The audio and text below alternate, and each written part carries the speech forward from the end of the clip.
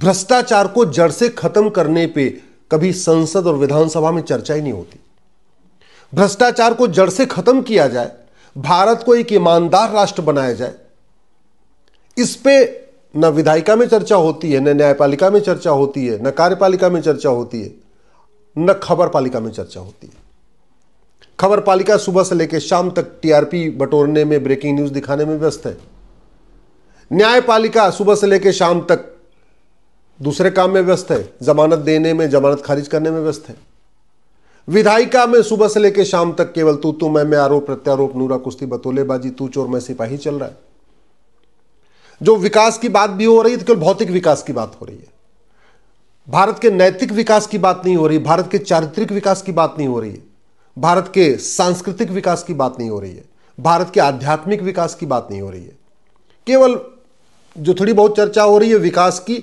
और एक बात याद रखिएगा, शरीर कितना भी स्वस्थ हो, लेकिन अगर व्यक्ति नैतिक रूप से ठीक ना हो, चारित्रिक रूप से ठीक ना हो, आध्यात्मिक रूप से ठीक ना हो, तो फिर भौतिक विकास बेकार है। ऐसे किसी भी देश का भौतिक विकास खूब हो जाए, एयरपोर्ट अच्छे हो जाए, हाईवे अच्छे हो जाए, सड़कें अच्छे हो जाए, एक्सप्रेसवे अच्छे हो जाए, ठीक है, लेकिन अगर वहां के लोगों का नैतिक विकास ना हो तो वो देश भी बेकार है। हम जापान को अच्छा इसलिए मानते हैं क्योंकि वहां भौतिक विकास हुआ है, तो वहां पे नैतिक विकास भी खूब हुआ है। सिंगापुर को इसलिए अच्छा मानते हैं कि भौतिक विकास के साथ साथ आध्यात्मिक विकास, चारित्रिक विकास, नैतिक विकास ये भी उन्होंने किया है। और नतीजा ये है कि देखिए वहां शांति है, समृद्धि है, खुशहाली है।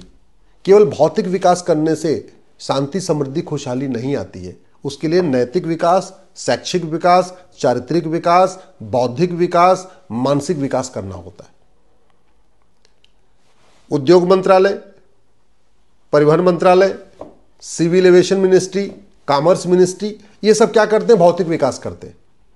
संस्कृति मंत्रालय, शिक्षा मंत्रालय और कानून मंत्रालय ये नैतिक विकास करते हैं, आध्यात्मिक विकास करते हैं, चारित्रिक विकास करते हैं।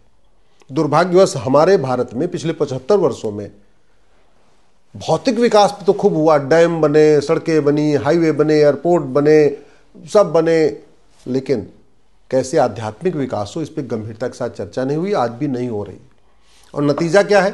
थाने के भ्रष्टाचार से हिंदू, मुसलमान, पारसी, ईसाई सब परेशान हैं। तहसील के भ्रष्टाचार से ब्राह्मण, क्षत्रिय, वैश्य, दलित सब परेशान हैं। डिस्ट्रिक्ट कोर्ट में मुकदमे में जो तारीख पे तारीख पड़ रही है उससे सभी वर्गों के लोग परेशान हैं, सभी भाषाओं के लोग परेशान हैं, सभी क्षेत्र के लोग परेशान हैं। समाधान क्या है? शिक्षा में संस्कार, कानून का खौफ। शिक्षा में संस्कार कैसे आएगा? शिक्षा में संस्कार आएगा इस राइट टू एजुकेशन एक्ट को बदल के इसमें एक शब्द इक्वल जोड़ दिया जाए, राइट टू इक्वल एजुकेशन कर दिया जाए।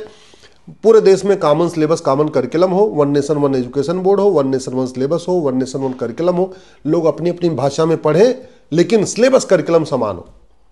शिक्षा में संस्कार तब आएगा जब हम प्राइमरी में physics, chemistry, math, zoology, botany पढ़ाने की बजाय प्राइमरी में हम अपने महान ऋषियों को पढ़ाएंगे, महान महर्षियों को पढ़ाएंगे, महान विदुषी हमारी माताएं हैं उनको पढ़ाएंगे, हमारे जो एक से एक हमारे महापुरुष हुए उनको पढ़ाएंगे।